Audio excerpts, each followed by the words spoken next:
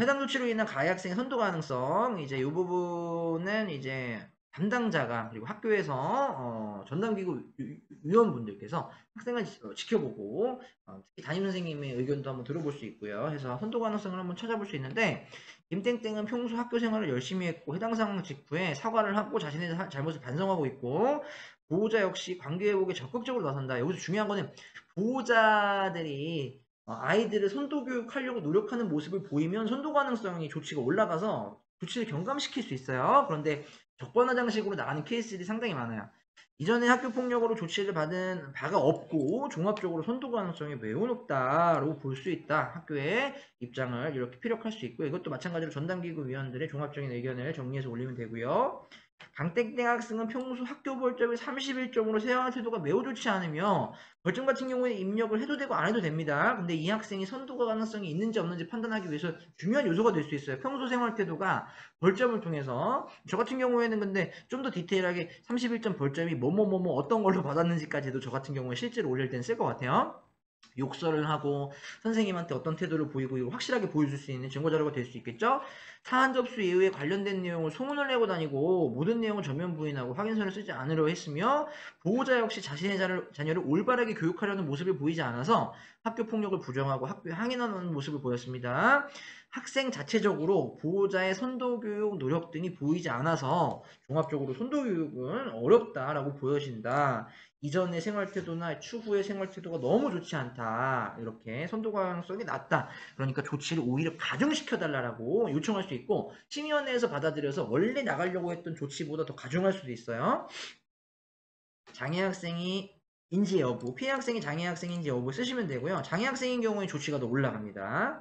피해 학생, 장애 학생인 경우에 그리고 분리 여부, 즉시 분리는 제가 예전 영상에서 가장 먼저 학생 확인서를 받을 때 동시에 아이들한테 분리 조치를 이제 설명하고 동의서를 받아야 되는데 분리 조치를 거부했습니다. 이땡땡 학생 피해 학생이죠. 김땡땡도 피해 학생, 두 학생 모두 다 어느 대상으로 분리 조치를 거부했는지 작성을 했고요. 왜냐하면 여러 명인 경우가 있어요. 여러 명인 경우. 예를 들어, 피해 학생이 여러 명의 가해 학생을 신고할 때, 누구는 분리 조치하고 누구는 분리 조치 않았으면 좋겠다. 이렇게 이야기할 때도 있어서, 어느 학생을 대상으로 했는지도 작성을 해주시는 게 좋습니다.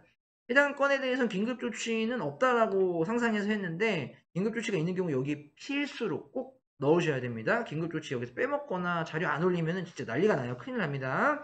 긴급 조치는 꼭 올리셔야 되고, 그 다음에 학교폭력 재발 현황. 김땡땡은 이전 학교폭력 관련 내용 없어요. 근데 여기서 조치사항 관리대장, 저희가 관리대장이 두 개가 있는데 그 중에서 조치사항 관리대장으로 확인될 수 있는 학교폭력 횟수를 넣으라고 했습니다. 김땡땡은 이전 학교폭력 내용이 없는데 강땡땡 학생은 평소에 생활태도도 안 좋았네요.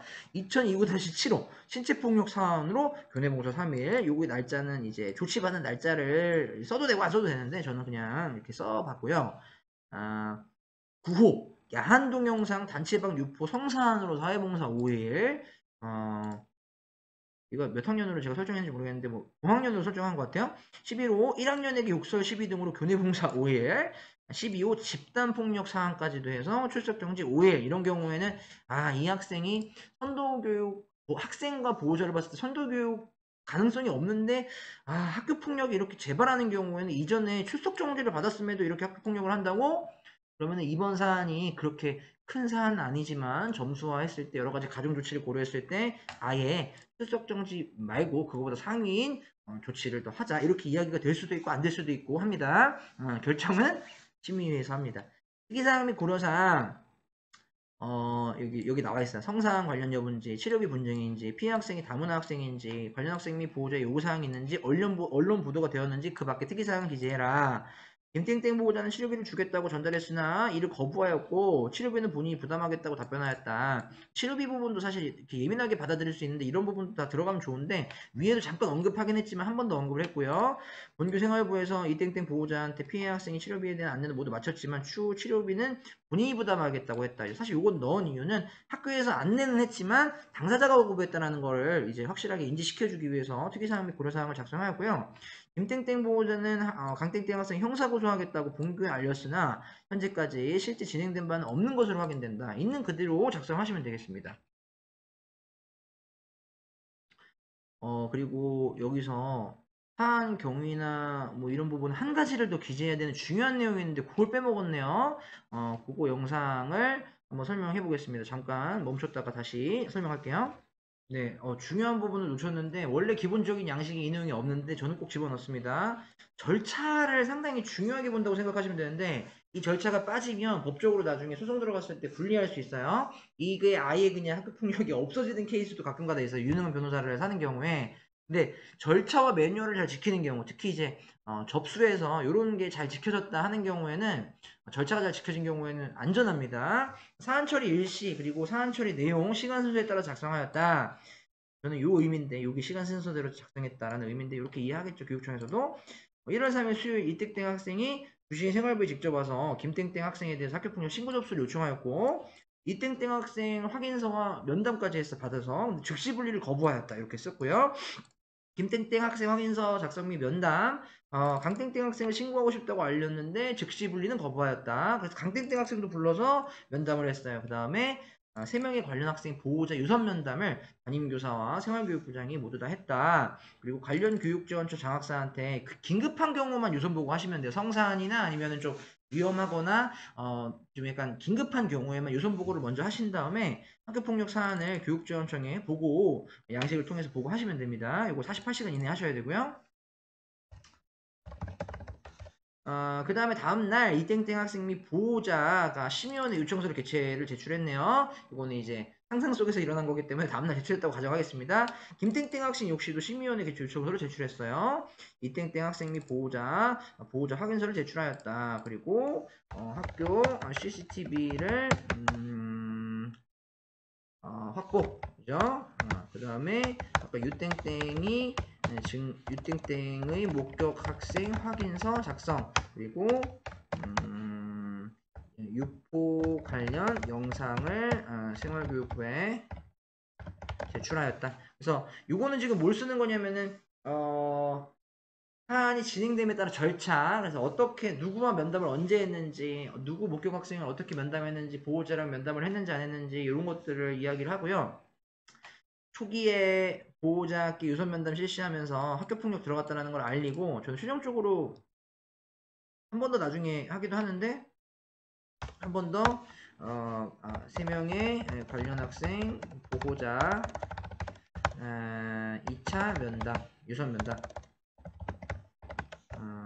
생활부장 이렇게 써도 됩니다. 그래서 2차적으로 유선 면담까지 맞춰가지고 관련된 내용을 설명했다로 볼 수 있고 다음날 전담기구 회의를 했는데 학교장 자체 의견은 충족하나 부학생이 심의원회를 요청하여서 교육지원청이 심의원회 요청하겠다. 그죠? 여기는 그냥 간략하게만 쓰면 되고 자세한 그 회의의 내용이나 이런 부분들은 이제 전담기구 회의록에 회의 올리는 그 양식에다가 작성하면 되고 추후에도 한 번 더 영상 찍겠습니다.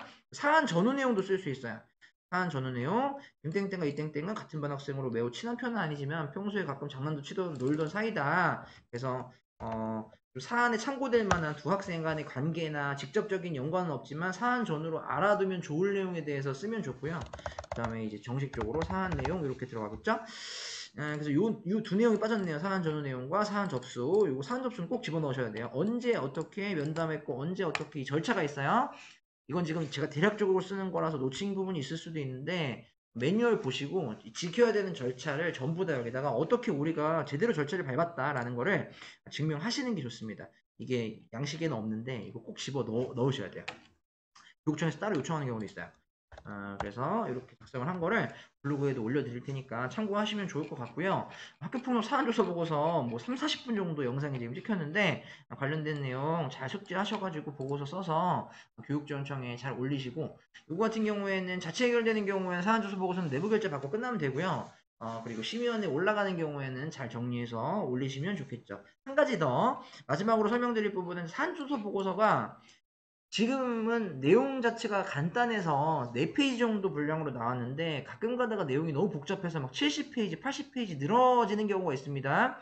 사안조사 보고서 자체가 너무 난잡해지면 사실 보는 사람도 그렇고 쓰는 사람도 그렇고 너무 괴로워요. 근데 쓰는 사람은 더 괴롭지만 보는 사람은 더 편하게 할 수 있는 방법이 있습니다. 뭐냐면 별첨 자료를 만드세요. 학교폭력 사안조사 보고서는 별지를 따로 만들 수 있다. 그래서 여기다가 예를 들어서 어떤 내용이 있는데 양측 학생 확인서 참조가 아니라 별첨 자료 1번 참조. 그래서 별첨 자료 1번에 대해서 영상을 좀 참조해달라 이런 식으로 별첨 자료를 따로 만드시는 경우도 있을 수도 있어요.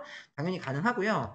요건 어떻게 할 수 있느냐, 별첨 자료 갑니다. 자, 별첨 자료 이렇게 만들어서 별첨 1, 뭐 별첨 2, 뭐 증거 자료 하면 되고, 그리고 아이들이 증거 자료를 낼 때 막 사진을 막 200장 이렇게 내는 경우가 있어요. 정말 미쳐버릴 것 같은데 한 페이지당 사진 하나씩 넣을 때 작업하는 시간이 생각보다 많이 소요되고, 문제 뭐냐면은 별첨 자료도 마찬가지로 막 100페이지, 200페이지 넘어가면 너무 증거 자료 찾아보기가 힘드니까 저 같은 경우에는 표를 만들어요. 2030년 1월 2일에 10명 단체방. 근데 이 10명 단체방에 누가 있어야 되는지 좀 알아둬야겠죠? 요 학생들이 있다. 그죠? 강땡땡 학생 친구들이 관련된 증거 자료, 이 별첨 자료를 찾아봐라. 단체방. 요거는 별첨 자료 1, 여기다 한번 살펴봤을 때 유땡땡. 유땡땡이 이제 모두 확인하였다. 여기 이런 부분 내용에 대해서 썼는데 여기 별첨 자료 1 참조.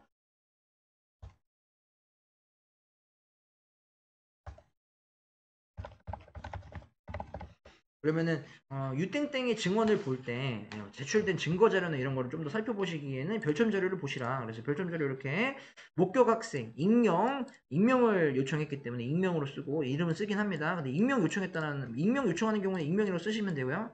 이거는 실제 이름은 저기서만 보죠. 심의원에서만 확인하기 때문에 익명은 좀 요청했을 경우에는 익명을 지켜주셔야 되고, 제출한 증거 자료 익명 요청하였다. 그래서 뭐 강은 강땡땡. 특히 페이스북에서 아이들이 이름이 막 지멋대로 해요. 자기들이 막 설정해 놓기 때문에 아이들한테 누가 발언했는지 확인한 다음에 나중에 확인 작업도 거치셔야 되고, 뭐 강 그럼 강땡땡이고, 유호이 유땡땡이고, 랄랄랄라는 날라리 씨. 그래서 여기 지금 여기 나와 있는 학생들 관련해서 누가 누군지를 여기다 명시를 전 했고, 그다음에 누가 제출했는지 어떤 증거 자료를 쓰고, 그리고 이 증거 자료를 이렇게 사진을 통해서 넣으면 이렇게 이제 우리가 확인할 수 있고요. 그리고 지금 이런 식으로 증거 사진을 너무 크게 하지 않고 작게 좀 처리를 하면 한 페이지에 많게는 16개 아니면은 12개 정도, 9개에서 12개 정도, 많게는 16개까지도 들어가게 할 수 있어요.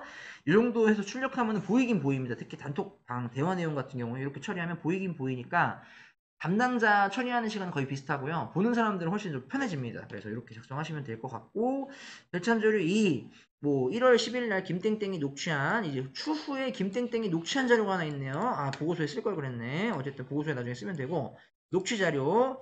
김땡땡이 이제 자기가 녹음을 켜가지고, 야 대체 왜 동영상 뿌렸어? 이렇게 얘기했더니 강땡땡이 어쩌라고, 내가 뿌리던 말던 뭔 상관, 네가 족같아서 뿌렸다 씨발 새끼야, 왜 꼬아 뜰까? 이렇게 얘기한 내용이 녹취 자료를 타이핑으로도 작성해서 주고, 녹취본도 주고, 실제로 녹취본이 맞는지, 이 내용이 맞는지 확인 작업을 교육청에서 하고, 실제로 녹취를 막 틀고 하면 시간이 오래 걸리니까 심의원에서 아마 이거 녹취 자료 요걸로 대체돼서 이야기가 될 겁니다. 그래서 이 대화 내용을 봤을 때, 녹취 자료 내용을 봤을 때 강땡땡이 본인 스스로가 인정하고 있고, 심지어 이렇게 욕하고 반성의 의미가 없고, 그리고 이렇게 욕 같은 거 처리할 때는 그대로 타이핑 킵니다. 저는 아이들이 작성한 진술서나 확인서나 아니면 아이들이 이제 이야기한 대화 내용 같은 경우, 욕 같은 경우 있어요. 오타까지도 저는 똑같이 그냥 올려버려요.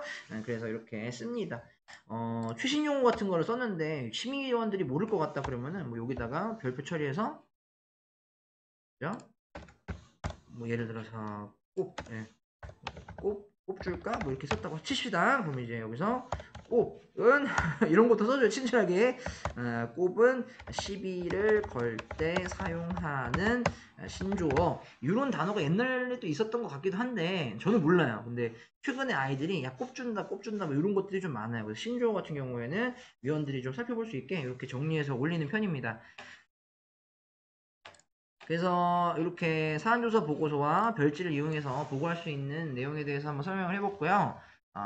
좀 도움이 되셨으면 좋겠습니다. 요거 블로그에 올려놓을 테니까 나중에 살펴보시고, 이게 옳다, 이게 맞다가 아니라, 이런 방식이 있다. 특히 처음 하시는 분들한테는 좀 큰 도움이 되지 않을까 생각해요. 그래서 요 내용대로 본인 버전으로 한번 이해하시고, 본인 버전으로 한번, 이제 한번 작업을 하시면 좀 더 좋지 않을까. 영상이 길어서 1탄과 2탄으로 나눠서 올려야 될 것 같습니다. 자, 오늘도 학교폭력 하시느냐고 수고가 많으시고 앞으로도 많은 고생하셔야 될 것 같은데 힘내시고요. 언제나 학교폭력 하시는 분들 화이팅입니다. 영상 시청해주셔서 감사합니다.